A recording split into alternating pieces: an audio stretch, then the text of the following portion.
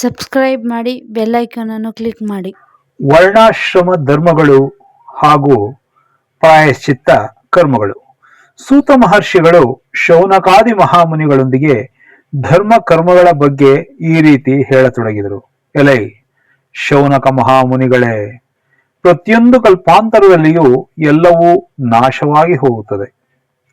ಕಲ್ಪಾರಂಭದಲ್ಲಿ ಋಷಿಗಳು ಮುನಿಗಳು ವೇದಗಳನ್ನು ಸ್ಮರಿಸಿ ಬ್ರಾಹ್ಮಣಾದಿ ವರ್ಣಗಳ ಧರ್ಮಗಳನ್ನು ಮತ್ತೆ ವಿಧಿಸುತ್ತಿರುತ್ತಾರೆ. ಕಲಿಯುಗದಲ್ಲಿ ದಾನವೇ ಧರ್ಮ. ಪಾಪಗಳು ಶಾಪಗಳು ಸರ್ವಾಂತರ್ಯಾಮಿಯಾಗಿರುವ ಈ ಕಲಿಯುಗದಲ್ಲಿ ಪಾಪವನ್ನು ಅಂತ್ಯಗೊಳಿಸಲಾರೆವು. ಪಾಪ ಮಾಡಿದವರನ್ನು ಮಾತ್ರವೇ ತ್ಯಜಿಸಬೇಕಾಗುತ್ತದೆ. ಸತ್ಯಯುಗ ಅಥವಾ ಕೃತಯುಗದಲ್ಲಿ ಪಾಪಾತ್ಮಗಳಿರುವ ಈ ದೇಶವನ್ನೇ ಋಷ್ಯಾದಿಗಳು ತ್ಯಜಿಸುತ್ತಿದ್ದರು. ಅದೇ ರೀತಿ ತ್ರೇತಾಯುಗದಲ್ಲಿ ಗ್ರಾಮವನ್ನು, ದ್ವಾಪರದಲ್ಲಿ ಪಾಪಿಯ ಕುಟುಂಬವನ್ನು ತ್ಯಜಿಸುತ್ತಿದ್ದರು. ಕಲಿಯುಗದಲ್ಲಿ ಪಾಪವು ಸರ್ವಲೌಕಿಕವಾಗಿ ಹೋಗುತ್ತಿರುವುದರಿಂದ ಪಾಪಿಯನ್ನು ಮಾತ್ರವೇ ತ್ಯಜಿಸಬಲ್ಲರು. ಮನುಷ್ಯನು ಆಚಾರ ಎಂದರೆ ಸದಾಚಾರ, ಶೌಚಾಚಾರಗಳಿಂದಲೇ ಎಲ್ಲವನ್ನೂ ಹೊಂದಬಲ್ಲರು. ಸಂಧ್ಯಾವಂದನೆ, ಸ್ನಾನ, ಜಪ, ಹೋಮ, ದೇವ ದೇವಪೂಜೆ, ಅತಿಥಿ ಸತ್ಕಾರಗಳೆಂಬ 6 ಸತ್ಕರ್ಮಗಳನ್ನು ಪ್ರತಿದಿನವೂ ಪಾಲಿಸಬೇಕು. ಆಚಾರವಂತನಾದ ಬ್ರಾಹ್ಮಣನಾಗಲಿ ಸರ್ವಸಂಗ ಪರಿತ್ಯಾಗಿಯಾದ ಸನ್ಯಾಸಿಯಾಗಲಿ ಕಲಿಯುಗದಲ್ಲಿ ದುರ್ಲಭ. ಬ್ರಾಹ್ಮಣರು ತಮ್ಮ ವರ್ಣ ಧರ್ಮಗಳನ್ನು ಪಾಲಿಸಬೇಕು. ಅವರು ಅಧ್ಯಯನ ಅಧ್ಯಾಪನಾದಿಗಳನ್ನು ಬಿಡಬಾರದು. ಕ್ಷತ್ರಿಯರು ದುಷ್ಟರಾದ ಶತ್ರುಗಳನ್ನು ಗೆದ್ದು ಪ್ರಜೆಗಳನ್ನು ಹೆತ್ತ ಮಕ್ಕಳಂತೆ ನೋಡಿಕೊಳ್ಳಬೇಕು.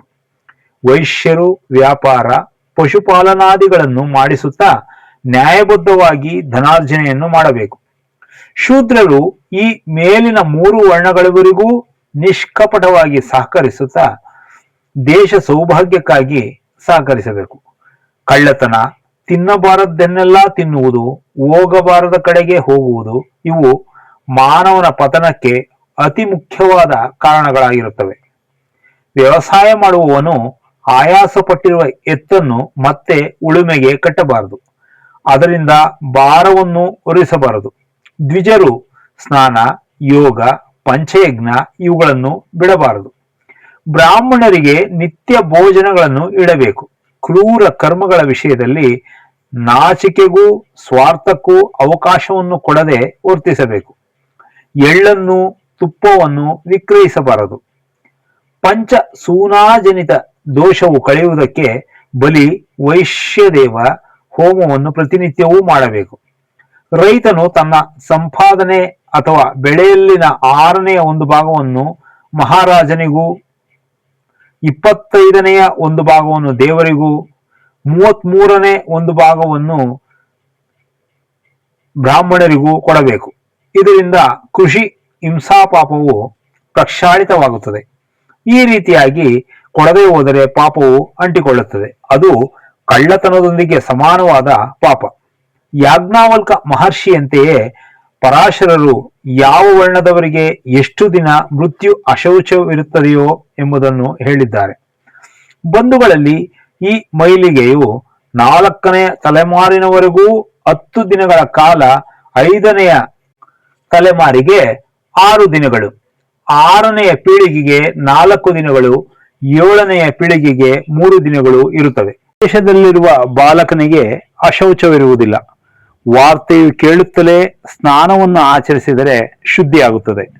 ಗರ್ಭಸ್ರಾವ, ಗರ್ಭಪಾತಗಳಲ್ಲಿ ಮಗು ಮರಣಿಸಿದಾಗ ತಾಯಿಯು ಎಷ್ಟು ತಿಂಗಳು ಗರ್ಭವತಿಯಾಗಿರುವಳೋ ಅಷ್ಟು ದಿನಗಳ ಕಾಲ ಅಶುಚಿ ಇರುತ್ತದೆ. 4ನೇ ಮಾಸದವರೆಗೂ ನಡೆಯುವ ಗರ್ಭನಷ್ಟವನ್ನು ಗರ್ಭಸ್ರಾವವೆಂದು, 6 ಮಾಸಗಳು ತುಂಬುವುದರೊಳಗಾಗಿ ಗರ್ಭನಷ್ಟವಾದರೆ ಗರ್ಭಪಾತವೆಂದು ಹೇಳುವರು. ಶಿಲ್ಪಕಾರನು, ಮೇದರವನು, ಮಹಾರಾಜನು, ರಾಜಗುರು, ಶ್ರೋತ್ರಿಯ ಬ್ರಾಹ್ಮಣನು, ದಾಸ ದಾಸೀಜನ ಭೃತ್ಯರು ಇವರಲ್ಲಿ ಯಾರು ಮರಣಿಸಿದರೂ ಅವರ ಸಂತಾನಕ್ಕೆ ಹೊರತುಪಡಿಸಿ ಬೇರೆಯವರಿಗೆ ಮೈಲಿಗೆ ಇರುವುದಿಲ್ಲ. ಹೆರಿಗೆ ಮೈಲಿಗೆ ಎಂದರೆ ಮಕ್ಕಳು ಜನಿಸಿದಾಗ ಉಂಟಾಗುವ ಅಶುಚಿ ಹೆತ್ತ ತಾಯಿಗೆ 10 ದಿನಗಳ ಕಾಲ ಇರುತ್ತದೆ. ತಂದೆಯು ಸ್ನಾನ ಮಾಡುತ್ತಲೇ ಶುಚಿಯಾಗುತ್ತಾನೆ. ವಿವಾಹ ಅಥವಾ ಯಜ್ಞವನ್ನು ನೆರವೇರಿಸಿ ಎಲ್ಲಾ ಏರ್ಪಾಡುಗಳನ್ನು ಮಾಡಿಕೊಂಡ ಮೇಲೆ ಮೃತ್ಯು ಅಥವಾ ಹೆರಿಗೆಯ ವಾರ್ತೆಯು ತಿಳಿಯುತ್ತಲೇ ಆ ಉತ್ಸವವನ್ನು ಮಾಡುವವರಿಗೆ, ಅದರಲ್ಲಿ ಪಾಲ್ಗೊಳ್ಳುವವರಿಗೆ ಅಶುಚಿ ಇರುವುದಿಲ್ಲ. ಅನಾಥ ಶವವನ್ನು ಹೊರುವವರಿಗೆ ಪ್ರಾಣಾಯಾಮ ಮಾತ್ರದಿಂದಲೇ ಶುದ್ಧಿ ಉಂಟಾಗುತ್ತದೆ. ತಿಳಿದೂ ಶೂದ್ರ ಶವವನ್ನು ಹೊರುವವರಿಗೆ ಮಾತ್ರ 3 ರಾತ್ರಿಗಳವರೆಗೆ ಅಶುಚಿ ಇರುತ್ತದೆ. ಒಳ್ಳೆಯವನು ಸಚ್ಚರಿತ್ರನಾದ ಪತಿಯನ್ನು ಕೊಬ್ಬಿನಿಂದ ತ್ಯಜಿಸಿದ ಸ್ತ್ರೀಯು 7 ಜನ್ಮಗಳವರೆಗೂ ಸ್ತ್ರೀಯಾಗಿಯೇ ಹುಟ್ಟುತ್ತಾಳೆ. ಎಲ್ಲಾ ಜನ್ಮಗಳಲ್ಲಿಯೂ ವಿಧವೆಯಾಗಿಯೇ ಹೋಗುತ್ತಾಳೆ. ಅನ್ನಪಾನಾದಿಗಳ ವಿಷಯದಲ್ಲಿ ಭ್ರಷ್ಟಳಾದ ಸ್ತ್ರೀಯು ಮರುಜನ್ಮದಲ್ಲಿ ಹಂದಿಯಾಗಿ ಹುಟ್ಟುತ್ತಾಳೆ. ಔರಸ ಪುತ್ರನು ಕ್ಷೇತ್ರಜ್ಞನು ಒಂದೇ ತಂದೆಗೆ ಹುಟ್ಟಿದರೆ ಆ ತಂದೆ ಹೋದಾಗ 2 ರೀತಿಯವರು ಪಿಂಡದಾನವನ್ನು ಮಾಡಬಹುದು. ಪರಿವ್ಯತ್ತ ಅಂದರೆ ಅಣ್ಣನಿಗೆ ವಿವಾಹವಾಗದೆ ತಾನೇ ಮೊದಲು ವಿವಾಹ ಮಾಡಿಕೊಂಡಿರುವ ತಮ್ಮನು ಪರಿವಿತ್ತಿ, ತಮ್ಮನಿಗೆ ವಿವಾಹವಾಗಿ ತಾನು ಅದೂ ಇಲ್ಲದೆ ಇದ್ದಂತಹ ಅಣ್ಣ. ಈ 2 ವಿಧದವರಿಗೆ ಕೃಚ್ಛರಥವನ್ನು ಮಾಡಿಕೊಳ್ಳುವವರೆಗೂ ಶುದ್ಧಿ ಇಲ್ಲ. ತಮ್ಮನ ಪತ್ನಿಯೂ ಕೃಚ್ಛರಥವನ್ನು ಮಾಡಬೇಕು. ಕನ್ಯಾದಾತ ಅತಿಕೃಚ್ಛವನ್ನು ಮಾಡಿಕೊಳ್ಳಬೇಕು. ಇಂತಹ ವಿವಾಹವನ್ನು ಮಾಡಿಸಿದ ಪುರೋಹಿತನು ಚಾಂದ್ರಾಯಣ ವ್ರತವನ್ನು ಮಾಡಬೇಕು. ಆಗಲೇ ಇವರಿಗೆ ಶುದ್ಧಿ. ಅಣ್ಣನು ವಿಕಲಾಂಗನು, ಕುಬ್ಜನು, ನಪುಂಸಕನು, ಜನ್ಮಾಂಧನು, ಇತರೆ ಅಂಗವಿಹೀನನಾದರೆ ಮಾತ್ರ ತಮ್ಮನು ಮೊದಲಿಗೆ ವಿವಾಹವಾಗಬಹುದು, ದೋಷವಿರುವುದಿಲ್ಲ. ನಿಶ್ಚಿತಾರ್ಥದಲ್ಲಿ ಬೇರೆಯವರಿಗೆ ವಾಗ್ದತ್ತವಾದ ಕನ್ಯೆ ಆ ವರನು ಪರದೇಶಕ್ಕೆ ಹೋದರೂ, ಇನ್ನೂ ಬರುವುದಿಲ್ಲವೆಂದು ತಿಳಿದರೂ, ಅಥವಾ ಮೃತಪಟ್ಟರೂ, ಸನ್ಯಾಸವನ್ನು ಸ್ವೀಕರಿಸಿದರೂ, ನಪುಂಸಕನೆಂದು ತಿಳಿದರೂ, ಪತಿತನಾದರೂ ಆಕೆ ಬೇರೆಯವರನ್ನು ಪ್ರೀತಿಸಿ ವಿವಾಹವಾಗಬಹುದು. ಪತಿಯೊಂದಿಗೆ ಸತಿ ಧರ್ಮವನ್ನು ಅನುಸರಿಸಿ ಅಗ್ನಿ ಪ್ರವೇಶವನ್ನು ಮಾಡುವ ಸ್ತ್ರೀಯು ಶರೀರದ ಮೇಲೆ ಎಷ್ಟು ರೋಮಗಳಿರುವೆಯೋ ಅಷ್ಟು ವರ್ಷಗಳ ಕಾಲ ಸ್ವರ್ಗವನ್ನು ನಿವಾಸವಿರಬಲ್ಲಳು. ನಾಯಿಯ ಕಡಿತಕ್ಕೆ ಗುರಿಯಾದವನು ಔಷಧ ಸೇವನೆಯನ್ನು ಮಾಡಿ ಗಾಯತ್ರಿ ಮಂತ್ರವನ್ನು ಜಪಿಸಿದರೆ ಅಶೌಚವಾಗುತ್ತದೆ. ಸ್ವತಃ ಅದನ್ನೇ ಜಪಿಸುವ ಅರ್ಹತೆ ಇಲ್ಲದವರು ಬ್ರಾಹ್ಮಣನನ್ನು ಆಶ್ರಯಿಸಿ ಆತನಿಂದ ಗಾಯತ್ರಿ ಜಪವನ್ನು ಮಾಡಿಸಬೇಕು. ಚಾಂಡಾಲರಿಂದ ಮರಣಿಸಲ್ಪಟ್ಟ ಬ್ರಾಹ್ಮಣನು ಸ್ವತಃ ಅಗ್ನಿಹೋತ್ರನಾಗಿದ್ದರೆ ಆತನನ್ನು ಲೌಕಿಕಾಗ್ನಿಯಿಂದ ದಹನ ಮಾಡಬಹುದು. ಅವನ ಅಸ್ಥಿಕೆಗಳನ್ನು ಶೇಖರಿಸಿ ಮತ್ತೆ ಮಂತ್ರಪೂರ್ವಕವಾಗಿ ಆತನ ಅಗ್ನಿಹೋತ್ರ ಶಾಲೆಯಿಂದ ಅಗ್ನಿಯನ್ನು ತಂದು ಅದಕ್ಕೂ ಮೊದಲೇ ಹಾಲಿನಿಂದ ಶುದ್ಧಿಗೊಳಿಸಿದ ಆತನ ಅಸ್ಥಿಕೆಗಳನ್ನು ಅದರಲ್ಲಿ ದಹನ ಮಾಡಬೇಕು. ವ್ಯಕ್ತಿಯು ಪರದೇಶದಲ್ಲಿ ಮರಣಿಸಿದರೆ ಇಲ್ಲಿನ ಪರಿಜನರು ತಮ್ಮ ಗೃಹದಲ್ಲಿಯೇ ಕುಶಗಳಿಂದ ಆ ವ್ಯಕ್ತಿಯ ಶರೀರವನ್ನು ತಯಾರಿಸಿ ಅಗ್ನಿಗೆ ಆಹುತಿ ಕೊಡಬೇಕು. ಆ ಪರದೇಶ ಮೃತನು ಅಗ್ನಿಹೋತ್ರಿಯಾದರೆ ಮೃಗ ಚರ್ಮದ ಮೇಲೆ 600 ಪಲಾಶ ಎಲೆಗಳನ್ನು ಆತನ ಆಕಾರದಲ್ಲಿ ಹಾಸಿ ಶಿಶ್ನ ಭಾಗದಲ್ಲಿ ಶಮಿ, ವೃಷಣ ಭಾಗದಲ್ಲಿ ಅರಣಿಯನ್ನಿಟ್ಟು ಬಲಗೈನ ಜಾಗದಲ್ಲಿ ಅನ್ನದ ಮಡಿಕೆಯನ್ನು, ಎಡಗೈನ ಜಾಗದಲ್ಲಿ ಯಜ್ಞ ಪಾತ್ರೆಯನ್ನು ಇಡಬೇಕು. ವೃಕ್ಷೋಭಾಗದಲ್ಲಿ ಸೋಮರಸದ ತಯಾರಿಯಲ್ಲಿ ಬಳಸುವ ಹೆಂಡವನ್ನು ಇಡಬೇಕು. ಮುಖಭಾಗದಲ್ಲಿ ತುಪ್ಪದಲ್ಲಿ ನೆನೆಸಿದ ಎಳ್ಳನ್ನು, ನೇತ್ರಗಳ ಬಳಿ ತುಪ್ಪದ ಮಡಿಕೆಯನ್ನು ಇಡಬೇಕು. ಕಣ್ಣು, ಕಿವಿ, ಮೂಗು, ಬಾಯಿಯ ಭಾಗಗಳಲ್ಲಿ ಸಣ್ಣ ಸಣ್ಣ ಚಿನ್ನದ ಚೂರುಗಳನ್ನು ಇಡಬೇಕು.